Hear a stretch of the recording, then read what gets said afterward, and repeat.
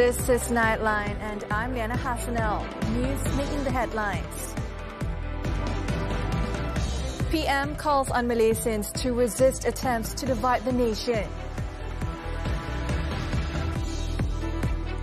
And Indonesia protest blaze kills 3 as anger erupts over driver death.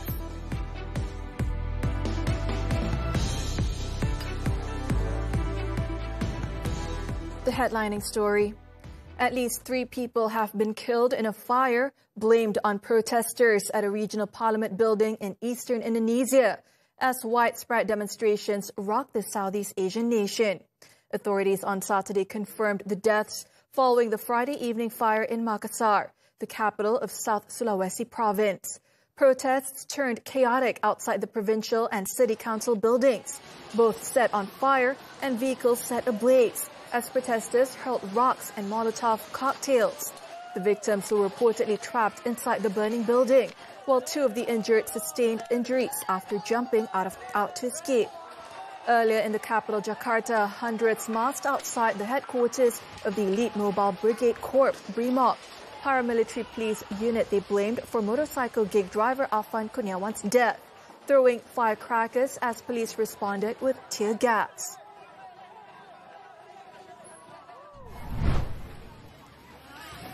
Elsewhere across the country, demonstrations also took place in other cities, including Surabaya, Solo, Yogyakarta, Medan, Makassar, Manado, Bandung, and Manokwari in the easternmost Papua region.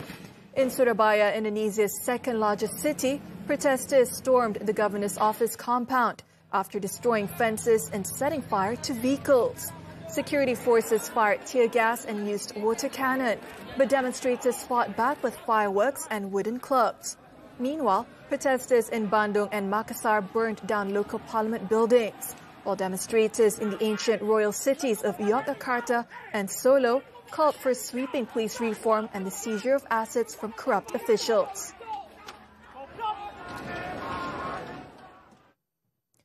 Earlier, Indonesian President Prabowo Subianto visited the family of Afan Kurniawan, a motorcycle rider who was killed by a police vehicle during a demonstration in Jakarta, to offer his condolences.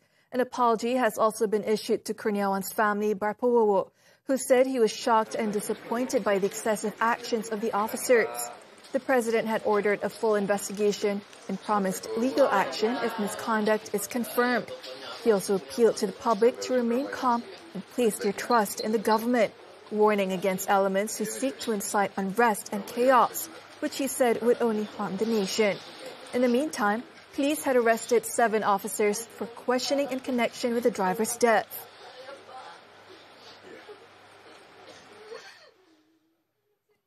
Those who attempt to divide the people along racial, regional, or religious lines must be firmly rejected. Prime Minister Datuk Sri Anwar Ibrahim said unity has been the foundation of Malaysia's strength since the nation's early struggle for independence. He emphasized that this spirit must continue to be safeguarded to ensure lasting stability and prosperity for the country. Delivering the 2025 National Day Address in Serdang, Selangor on Saturday, Anwar stressed that Malaysia as a multi-ethnic nation must be regarded as far more important than parochial sentiments tied to one's village or district. Tiap kali ada satu perlantikan, tiap kali ada satu ikhtiar baru, tiap kali ada satu undang-undang baru, masalah kaum itu dibangkitkan. Saya syukur Alhamdulillah. Kerana majoriti rakyat masih gunakan hikmah dan kebijaksanaan. The Prime Minister also reminded Malaysians that independence was achieved through great sacrifices, which must never be forgotten by future generations. He added that Malaysia is unique as the only nation of diverse races and religions that continues to enjoy lasting peace, economic growth, and strengthening unity. Kita tidak boleh mengedepikan kepentingan kaum masing-masing. Apapun saya bicarakan, saya tetap Melayu. Saya bangga dengan bahasa saya, bahasa Melayu. Saya bangga dengan kehebatan budaya Melayu yang agung. Dengan karya-karya besar dari Raja Ali Haji ke Za'ba ke Ungku Aziz ke Naqib Al-Atas. Saya tetap bangga dan memuliakan mereka. Tetapi tidak wajar kebanggaan ini meremehkan, memadamkan, apalagi menghina yang lain. In his address, the Prime Minister also highlighted that the Madani government has successfully dismantled the walls of cartels that have operated for decades in a bid to protect the people and free the nation from corruption and abuse of power. According to Anwar, the government will not tolerate cartel activities that harm the economy or oppress the people. He stressed that combating smuggling, corruption, and abuse of power remains a top government priority, as Malaysia can only achieve true independence by eliminating these long-standing practices that have weakened the nation. Kerajaan Madani telah memecahkan tembok kartel dan terus kita berperang.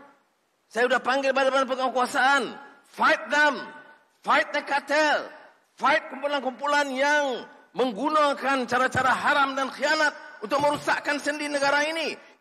Meanwhile, the Prime Minister said that allocations for the states and public welfare will continue to be increased, even as the government works to reduce the country's fiscal deficit each year. Anwar added that while the national debt remains high, new borrowing has been cut from 100 billion ringgit to 70 billion ringgit. Ada orang dia mual dan benci bila saya sebut kita warisi hutang lebih 1 trilion ringgit. Itu kenyataan, saudara. Ayah meninggal, anak ambil alih syarikat, hutang 50 ribu ringgit. Anak itu terbeban dengan hutang. Kami warisi kerajaan, hutang itu termasuk contingent liability, 1.5 trilion ringgit. He also noted that reducing the fiscal deficit is crucial for maintaining investor confidence in the nation's economy. In another development, Anwar has urged Permodalan Nasional Berhad, PNB, to prioritize national and Bumiputra interests, following reports that the firm is considering divesting its toll road assets under Project Lintasan Kota Holdings Sdn Berhad Prolintas. In a statement, the Prime Minister said as an institution entrusted with safeguarding national and Bumiputra interests, PNB must maintain its role and holdings in the country's strategic assets.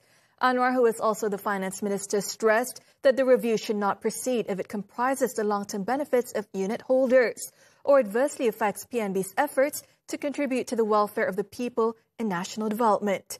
On Friday, PNB confirmed that negotiations are underway with several parties regarding the disposal of its highway assets under Prolintas. These include the Ampang-Kuala Lumpur Elevated Highway, AKLE, the Guthrie Corridor Expressway, and the Kajang Silk Highway.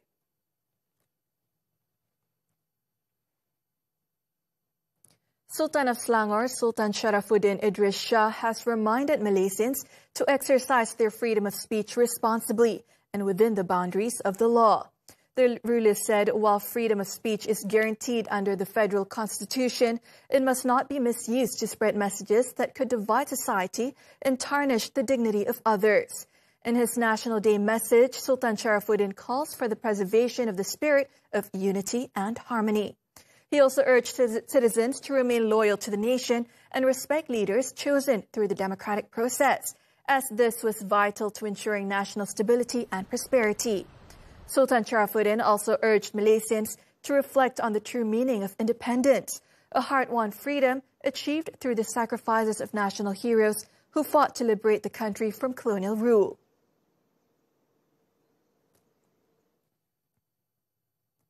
The spirit of National Day was also felt by the national badminton contingent at the BWF World Championships in Paris.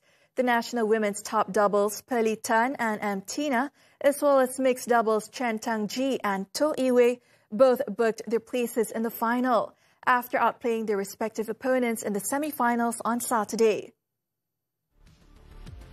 World number 4 Tang Ji and Iwei silenced the home crowd to create history again for Malaysia by being the first national mixed doubles pair to enter the final. Tang Ji and Iwei overcame world number 8 pair Delphine Del Rue and Tom Jekyll 21-18, 21-16 in the semi-finals to set up a clash with China's world number 2 duo Jiang Zhenbang and Wei Yaxin. Earlier, Pearly and Tina also made history as the nation's first women's badminton doubles pair to reach the finals. In the semi-finals, the world number 2 pair defeated longtime nemesis Nami Matsuyama and Chiharu Shida of Japan 14-21, 21-13, 21-12, guaranteeing themselves at least a silver medal. Up next, they will meet either China's world number 1 pair Liu Shengshu and Tan Ning or Japanese duo Rin Iwanaga and Ki Nakanishi in the final. A nation's currency is far more than just a medium of exchange. It serves as a record of history, a marker of identity, and a symbol of sovereignty. As Malaysians celebrate their 68th National Day, Nur Isabel Chung revisits the story of the ringgit, a currency that was born alongside the nation. Behind the value of ringgit and sen, every note carries a piece of our nation's history. And here at the Museum and Art Gallery of Bank Negara Malaysia, that story is kept alive. Under colonial rule, Malaya used the Malayan dollar, issued by the Board of Commissioners of Currency, Malaya and British Borneo, which bore the image of the British Queen. Independence on August 31st, 1957 transformed Malaya's monetary landscape, paving the way for the introduction of the country's own currency. Bank Negara Malaysia's Museum and Art Gallery numismatic curator, Wan Muhammad Daniel Wan Omar, explained that the first post-independence currency was still issued by the British, as Malaya's central bank was still in its infancy. However, after we gained independence in 1957, the British issued a new currency for Malaya in 1959. At the same time, Bank Negara Tanah Melayu had just been established and yet to issue our own currency. So, the British issued a currency specifically for Malaya as an independent nation, featuring a new fresh design. There were no longer any portrait of British rulers. Instead, the design focused on local scenery and landscapes. For the first time, Malaysia's banknotes carried images that reflected its own identity. The 1 ringgit note depicted fishermen at sea, while the 10 ringgit note showed farmers tilling the land, scenes that symbolized the livelihood of a young nation and its struggle to stand on its own. The first coins, minted in 1967, carried the image of the Parliament building, reflecting the spirit of a newly independent democracy. As the nation progressed, the ringgit too evolved. Wan Muhammad Daniel said, later designs highlighted Malaysia's cultural heritage, featuring the Bakaka kris, gold ornaments, and other artifacts. I would say that the currency can serve as an official ambassador for every country. For instance, when we plan to travel to another country, the first thing first is we will obtain the currency of that country. The ringgit's design then focused on Malaysia's modern development, showcasing iconic landmarks such as the Petronas Twin Towers and the Light Rail Transit LRT, symbols of a nation on the rise. Today, the local currency celebrates Malaysia's cultural and natural treasures, from the Wau Bulan, Mount Kinabalu, and the rhinoceros hornbill to the Rafflesia flower. The museum also houses a 600 ringgit note, which was issued in 2017 to mark Malaysia's 60th year of independence. Initially sold by the central bank at 1,700 ringgit per set, it also holds the distinction of being the largest banknote ever printed in the world. The ringgit is not just Malaysia's currency. It was forged in the spirit of independence, a lasting symbol of sovereignty. Each banknote reflects the nation's identity, its heritage, its culture, and the spirit of a people who remain free. Nur Isabel Chung, TV3.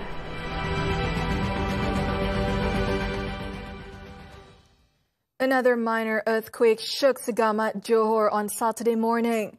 The 2.7 magnitude tremor struck at 7:29 a.m., marking the 6th such incident in the district this week. The aftershock occurred about 2 kilometers northwest of Segamat at a depth of 10 kilometers. The location was near the epicenter of the initial 4.1 magnitude quake recorded on August 24th. In a statement on Saturday, Malaysian Meteorological Department Met Malaysia Director General Muhammad Hisham Muhammad Anip said the tremors were felt around Segamat as it is located along the Mersing Fault Zone. He explained the agency is closely monitoring the situation as there is still a possibility of more aftershocks. The public are also advised to stay calm as the earthquakes were of low magnitude. 5 minor tremors have been recorded around Segamat, with magnitudes ranging between 2.5 and 4.1. while another quake measuring 2.8 struck 28 kilometers northwest of Kluang. Meanwhile, Hisham said Met Malaysia will use 3 weak motion seismic stations to detect aftershocks in the Mersing fault zone. This is intended to provide faster and more accurate updates whenever tremors occur. Jadi sekarang kita cuba bila nak pick up tu kita cuba rendahkan bilangan stesen yang kita perlu kesan. Sebelum ni 6, kita kata 6. Kita kena ada 6 stesen betul-betul detect baru kita akan keluarkan maklumat tepatlah kita kata. Tapi since kita nak dapatkan 6 pun susah di Semenanjung, kita tu setting tu kita turunkan 3. Sebab dia kena sekurang-kurangnya kena ada 3 stesen untuk triangulatekan dia punya calculation tu. At present, there are 43 weak motion seismic stations across the country. This is in contrast to Indonesia, which has more than 1,000 seismic stations. The Department of Minerals and Geoscience, JMG, in the meantime, said the 6 aftershocks are part of a stabilization process along the Mersing fault zone, which has existed for 60 million years and has recently become reactivated. However, JMG explained that the tremors were minor and merely released energy caused by friction. JMG Director General Datuk Zamri Ramli said data indicate that the fault zone is unlikely to trigger earthquakes exceeding magnitude 5 on the Richter scale. He explained that monitoring along the 50-kilometer Mersing fault has also shown that the energy released has been decreasing, with movements occurring horizontally. Daripada kajian yang kami buat bersama dengan semua pihak yang berkepentingan dan pakar-pakar paling tinggi pun kita dapat moderate je, 5.5 je. Itu pun the worst scenario. Maknanya untuk dalam sistem sesar kita kan scientifically dia tidak menyumbang pada tu. Sebab kita masih dalam keadaan plate sundar yang stable, tapi kita dapat tekanan daripada kiri kanan kita. Ada yang bergerak 7 cm setahun, ada 4 cm setahun, ada yang 10 cm. Tekanan tu di kiri kanan tu menyebabkan dia release. Tapi kita tak ada satu yang macam dekat Sumatera. He added that the aftershocks will only stop once the fault zone stabilizes. Data collected over the past century indicate that only minor tremors have been recorded in Peninsular Malaysia, unlike Sabah, which is more seismically active and capable of producing moderate earthquakes. The Yang di-Pertuan Agong Sultan Ibrahim has called for all mosques and suraus in Johor to perform special prayers or salat hajat and doa selamat after a series of tremors hit Segamat since August 24th. In a social media post on Saturday, the king prayed for Allah's protection to keep the people safe from harm following the unusual seismic activity. His Majesty, together with Raja Permaisuri Agong, Raja Zarith Sofia, also prayed for the state and for all Malaysians to remain safe, peaceful, and protected from any disasters and calamities. For the head of the Geological Disaster Program at University Kebangsaan Malaysia, UKM, an in-depth study is needed to determine whether the Segamat tremors could extend to nearby towns or areas. Dr. Lim Chuan Sian said detailed mapping is required to identify the quake's underlying causes. We know at least if it happened in this kind of fault, is what kind of area might be affected. So normally it's now they are saying it's related to Mersing fault. So maybe it's Mersing fault or Mersing fault nearby. So it can be one fault or junction of fault. So it's still too early to say which is the exact fault. Lim also said that more awareness is needed in order to inform people of what to do during earthquakes. So ground shaking, what should you do if you are inside?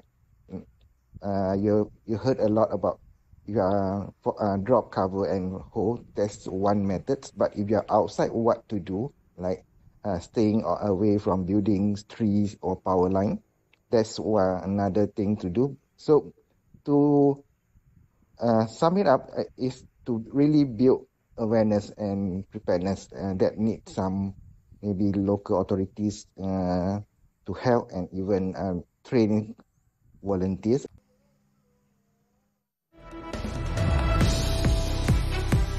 Death of Palapes cadet, lawyer submits new evidence. This and more after this breather.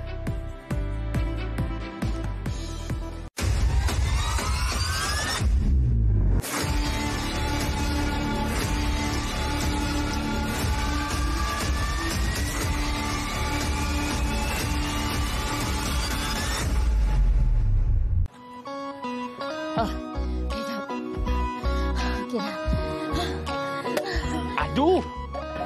Matilah aku. Sorry.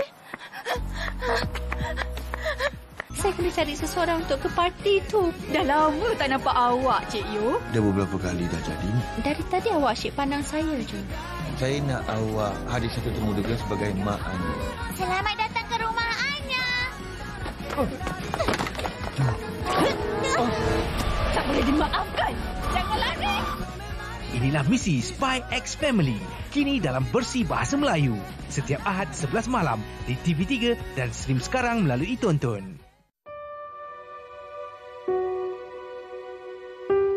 Kadang saya nak pergi cuci darah pun, kadang buat motor pun, kadang tak ada minyak. Segi di sini nak makan juga. Kadang orang tu bagi RM5 tengah salam tu kan. Ada orang bagi RM3. Itulah dia. Bantu tolong tanpa-tanpa. Kadang sampai rumah tu dia darah keluar macam pipe tu. Itu sudah selalu sampai sini macam tu darah. Cuba try test layan telefilm menarik sempena Hari Kebangsaan di TV3. Confirm syok. Epo 29 Ogos. Ayah dulu bercita-cita nak jadi pemain badminton yang terkenal. Selimut Merdeka 30 Ogos. Atuk sayang sangat bendera ni. Bebaskan anak kita 30 Ogos. Merdeka! Radio Ato 31 Ogos. Tak jual radio aku. Ini barulah paling Malaysia bersama TV3. Welcome back. Malaysia's participation at the upcoming Shanghai Cooperation Organization Summit, SCO 2025, exemplifies the close bond it shares with China. Datuk Seri Anwar Ibrahim's attendance at the prestigious event in Tianjin will also be the first for Malaysian Prime Minister. Malaysian ambassador to China, Datuk Norman Mohamad, said that while Malaysia is neither an SCO member state nor holds observer status, it was nevertheless invited to attend the summit. Kita dijemput atas dua sebab. Pertama, kerana Malaysia merupakan pengerusi ASEAN pada tahun ini, dan juga kedua adalah kerana hubungan yang amat rapat antara Malaysia dengan China.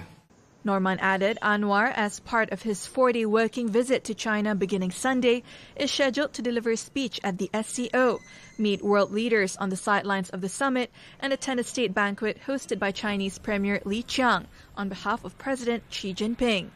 The Prime Minister will also hold separate meetings with both Xi and Li to discuss Malaysia-China relations and regional cooperation. Anwar is also set to become the first Malaysian Prime Minister to attend China's Victory Parade to commemorate the end of World War II, which would be held in Beijing on September 3rd. This will mark Anwar's 4th visit to China since taking office. Malaysia is stepping into the realm of cross-border insolvency with the proposed Cross-Border Insolvency Bill 2025, a law aimed at boosting investor confidence, enhancing legal certainty, and aligning the country with international best practices. Deputy Director General for Law Reforms at the Prime Minister's Department's Legal Affairs Division, Tiago Ganasan, said one of the bill's key features is the recognition of foreign insolvency proceedings, along with built-in safeguards. There are 5 safeguards, if I may. Number 1, actually, we have Clause 3 sub 2, where the Clause 3 sub 2 have given exemption to the certain entities to have effect. This particular law will not applicable for them. This is why, because to ensure that entities have their own insolvency mechanism to follow the respective legislation.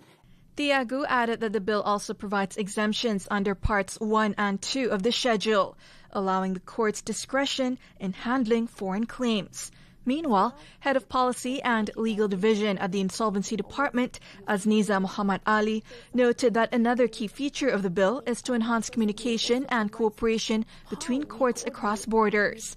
The importance of this bill is that it provides three elements which are very important to facilitate insolvency proceeding, dealing with cross-border insolvency where assets and liabilities span across jurisdictions. She added that the bill is built on the 3 C's: communication, cooperation, and coordination, crucial elements to ensure cross-border cases are handled fairly and efficiently. Azniza and Tiago shared these insights while appearing as guests on TV3's flagship business and financial talk show, Money Matters, which was aired on Saturday. The remains of University Technology Malaysia UTM Reserve Officers Training Unit, Palapes Cadet Shamsul Haris Shamsuddin, were reburied late Saturday afternoon in Semenyih, Selangor. This followed the completion of a second post-mortem on his remains at the Kuala Lumpur Hospital around 4 p.m. Earlier, the second post-mortem began at 9 a.m. at HKL's National Institute of Forensic Medicine, IPFN. The procedure was carried out by 3 forensic experts and observed by another expert representing Shamsul Haris's family, Datuk Sri Dr. Bhupinder Singh. Family members, including the late cadet's mother, Haiman B. Daulat Gun, were seen arriving at the institute's compound as early as 8 a.m. Also present was the family's lawyer, Datuk Naran Singh, who handed over a USB drive reportedly containing new leads related to Shamsul Haris's death to the police.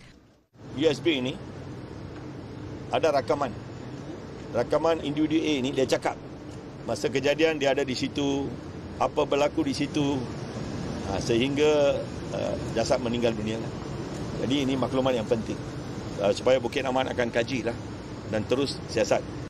The lawyer also handed over a 44-page document and transcript, as well as photographs showing Shamsul Haris before the incident and the condition of his body in the mortuary. After the completion of the second post-mortem, the hearse carrying the cadet's remains left the IPFN compound at 5:18 p.m. His body was safely reburied at the Kampung Rinching Ulu Muslim Cemetery. Shamsul Haris's mother was also seen walking out of the cemetery at 6:48 p.m., accompanied by the family's lawyer and some other family members. A team of police officers and personnel were also stationed around the cemetery to maintain security in the area. Shamsul Haris's body was exhumed on Friday following a court order. On August 19th, his mother filed an application for the exhumation to allow a second post-mortem and requested inquest proceedings to be initiated into her son's death. U.S. court rules Trump's global tariffs illegal. The details when Nightline returns.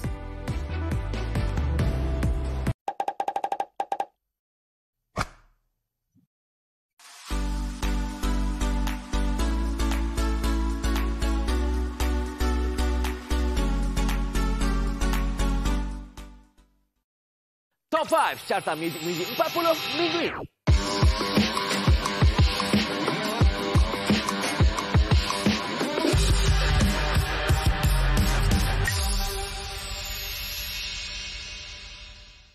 Hari Kebangsaan ni kita relaxlah dulu dengan rancangan khas dari TV3.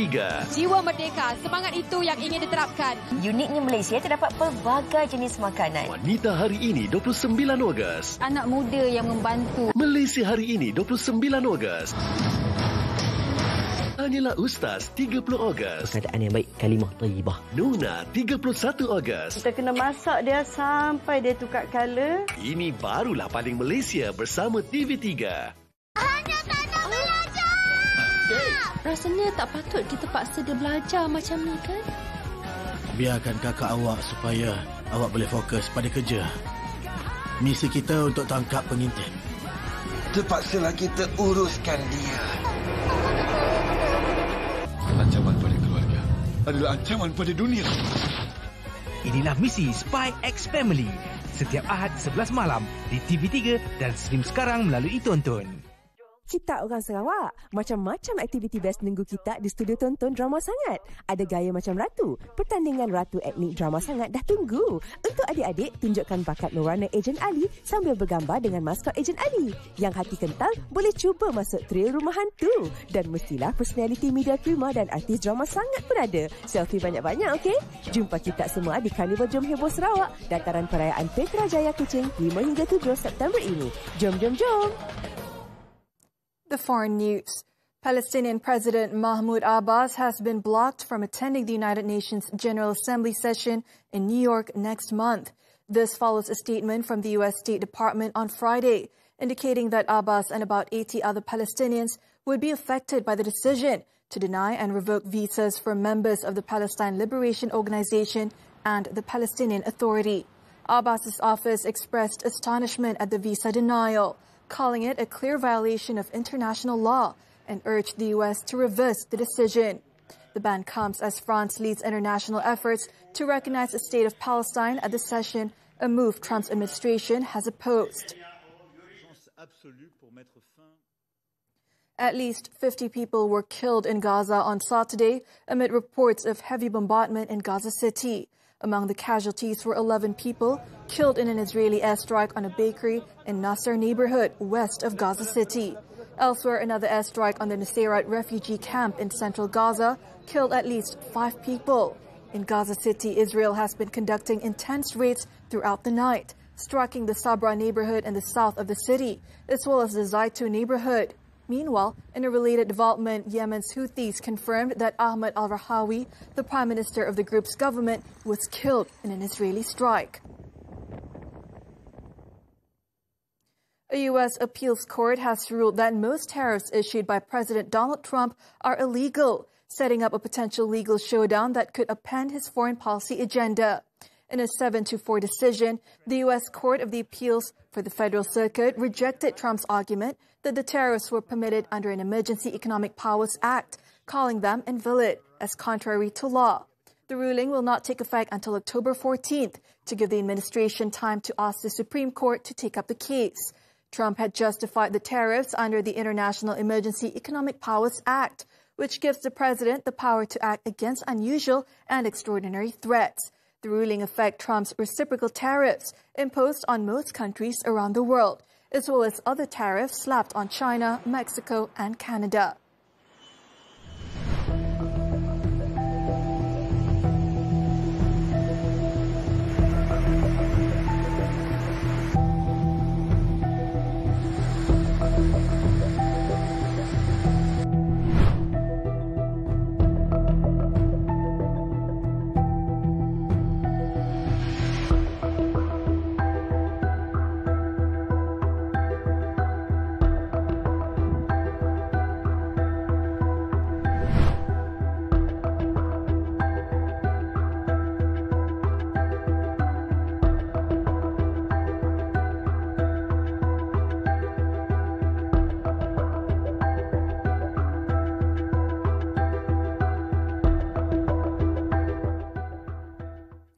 Sports now, football, the Super League. Kelantan, the Real Warriors FC, recorded their first win of the season after claiming a narrow 1-0 win over Penang FC.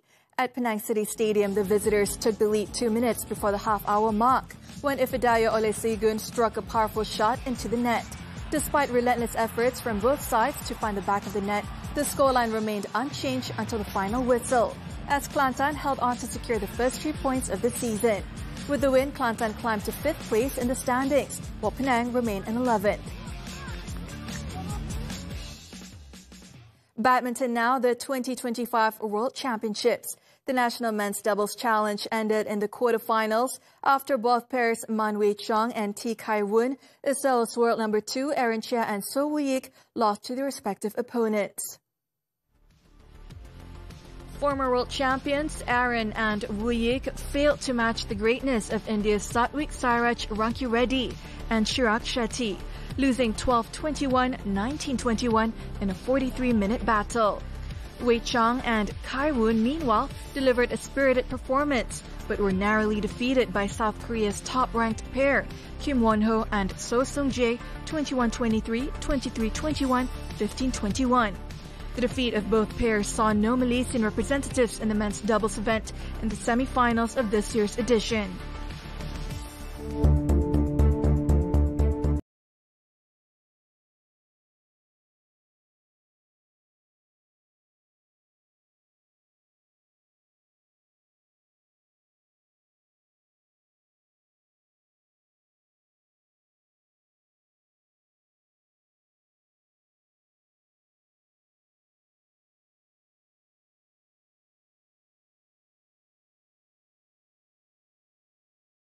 Before we leave, let's take a look as thousands of fans gathered in the rain along the course of the Mont Blanc Ultra Trail race in the Alps to cheer on runners in Chamonix Valley, France. With that, I'm Lena Hassanel. Thank you for watching and happy Merdeka Day.